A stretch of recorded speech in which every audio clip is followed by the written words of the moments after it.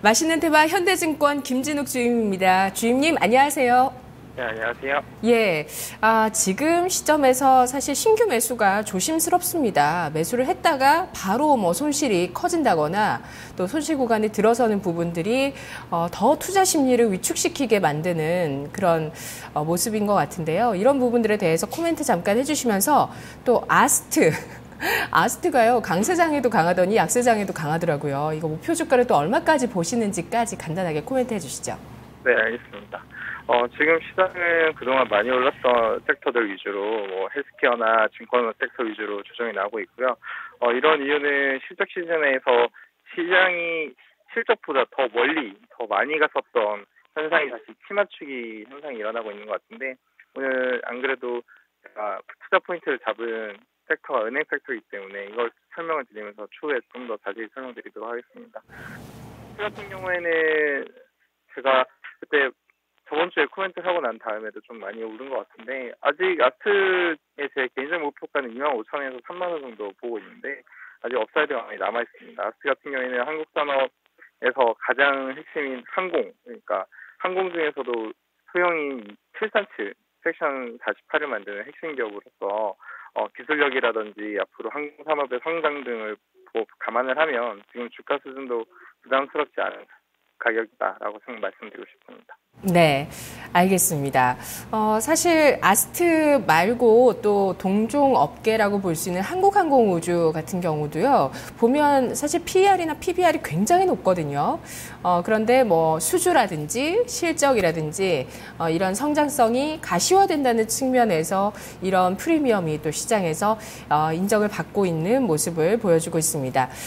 현재 아스트의 주가는 최근 들어서 52주 신고가 기록했었는데요. 오늘 장에 1.6% 하락하면서 21,200원에 거래가 되고 있네요. 자, 오늘 새로운 이야기 들어보도록 하겠습니다. 주임님 어떤 얘기 들어볼까요? 네, 이번에는 제가 신한지주를 가지고 나왔습니다. 사실 5월 달에 실적 시즌을 통해서 대형주와 중소형주의 키 맞추기가 좀 예상이 되었었는데, 실제로 5월 달이 되면서 이런 현상이 강하게 일어나고 있다고 생각하고 있고요. 이런 이유에는 아까도 말씀드렸다시피 시장에 발표되고 있는 실적보다 사람들의 기대치가 훨씬 더 높았던 섹터들 위주로 주가가 많이 올랐고요. 그에 대한 실적 공개 이후에 다시 키 맞추기 현상이 일어나고 있는 것으로 판단되고 있습니다. 최근에는 금리가 좀 약간 많이 움직이고 있는 게 투자가들 중에 주요 관점으로 판단되고 있는데요. 갑자기 치솟은 국고채 금리를 보시면 지금 최근에 4월 달부터 시장 금리가 가파르게 상승하고 있는 것을 보실 수 있습니다. 10년물 같은 경우에는 거의 2.48까지 올라갔는데요. 이런 현상이 한국만 아니라 유럽에서도 먼저 일어났었습니다. ECB의 양적 완화 시행 이후에 독일 국채 금리가 상당히 가파르게 4월 달부터 진행되고 있는데요.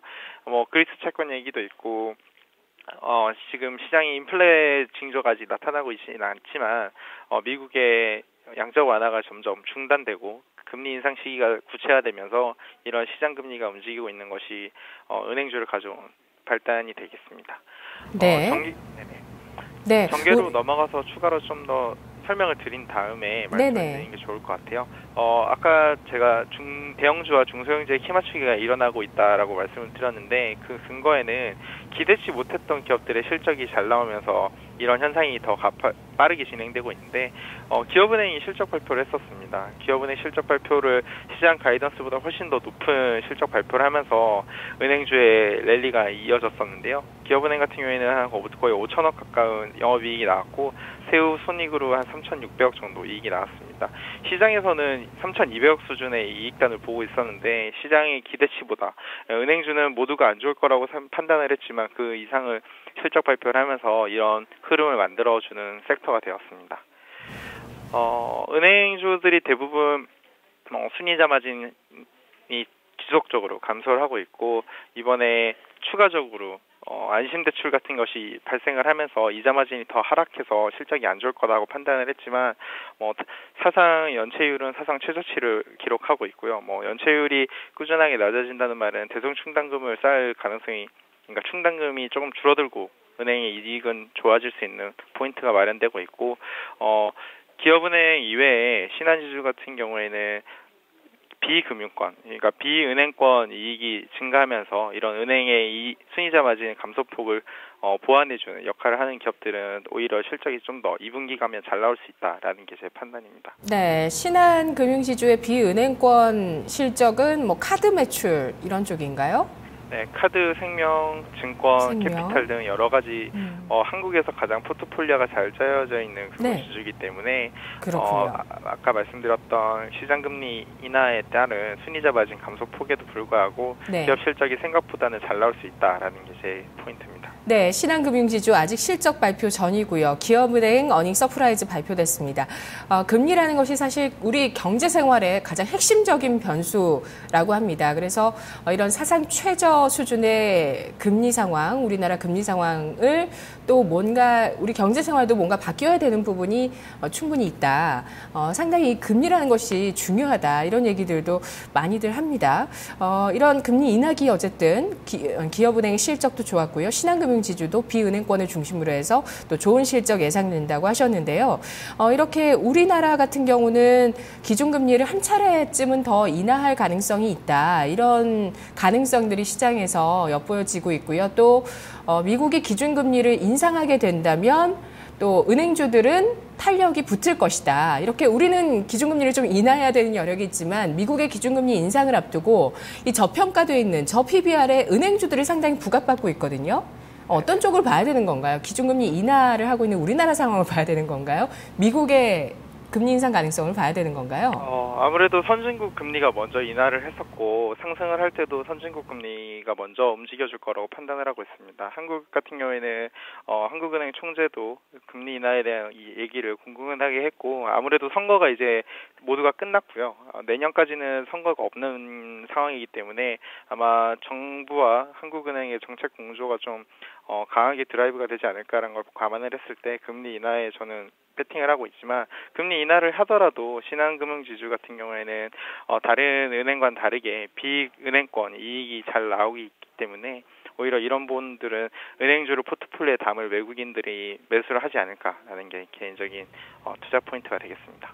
네. 그리고 부동산 경기 같은 경우는 이번 달에 지난달이죠. 이제 4월에 신규 분양이 상당히 많았거든요. 근데 분양하기 전에는 분양 시장이 워낙 화랑이다 이런 기대감이 있었지만 또 이제 분양이 막상 진행이 되다 보니까 뭐 공급 과잉이라든지 또 그 분양 받으셔서 왜 받은 분양가보다 집값이 더 떨어지는 사례들이 많았잖아요. 이런 부분에 대한 우려감이 나오더라고요. 이게 은행주의 어떤 투자 심리나 주가에도 영향을 주는 건가요? 아무래도 건설주랑 은행주는 금리의 영향을 많이 받는 섹터고 부동산에 관련한 감가 등 또는 그리고 대성충당 같은 것들이 많이 차지하는 기업이기 때문에 건설업 경기가 영향을 많이 줄 수가 있습니다. 제가 위기 포인트로 잡은 부동산 경기 둔화가 된다면 은행에 좀 안 좋은 영향을 미칠 것이라고 판단을 하고 있는데요. 대출 부분이라든지 이런 것들이 은행과 많이 연관이 돼 있기 때문에 포인트로 잡았고요.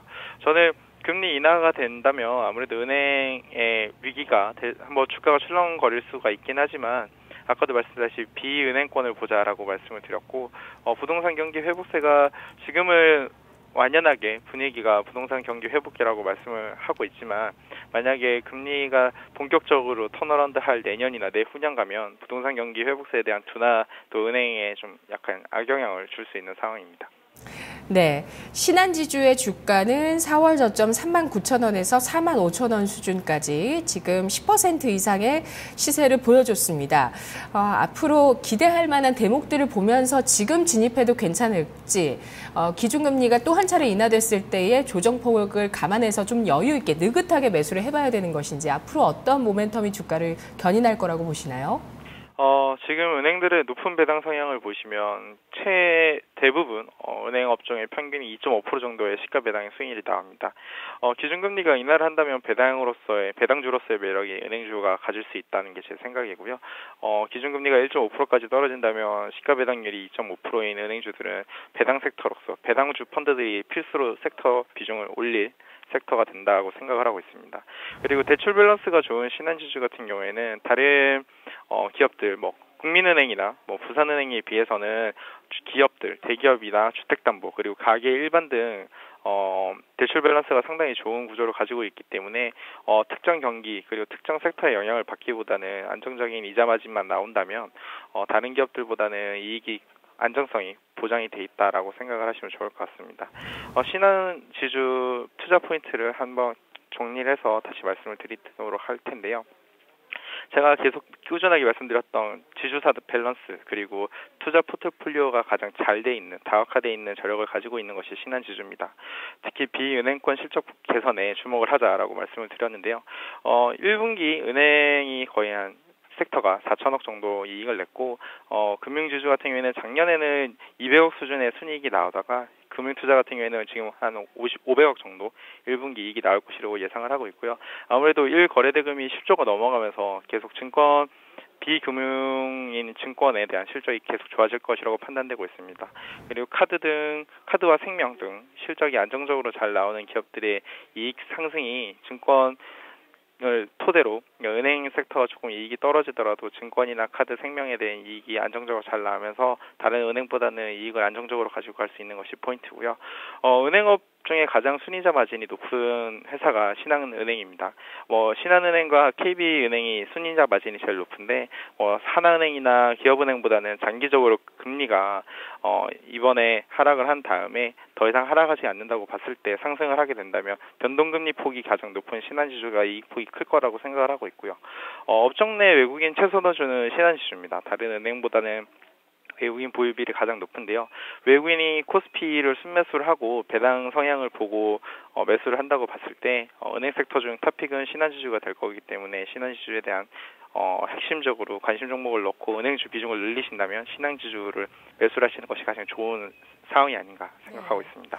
그런데 지금 매수해도 되는 건가요? 미국의 기준금리 인상 9월 아니면 12월, 9월, 12월, 9월, 12월 하다가 12월, 12월, 12월 약간 12월 정도로 예상이 되고 있는데 지금 사도 괜찮을지 전략 세워주시죠. 네. 매수가는 현재가로 제시해드리도록 하겠습니다. 금리 인하가 이미 주가에 반영돼 있다고 저는 생각을 하고 있고요. 이미 나올 악재는 다 나왔다라고 생각을 하고 있습니다. 매수가는 현재가인 45,000원 부근으로 해드리고요. 목표가는 55,000원, 손절가는 42,000원 제시해드리도록 하겠습니다. 네, 잘 들었습니다. 네, 감사합니다. 고맙습니다. 오늘 맛있는 테마 신한지주였습니다.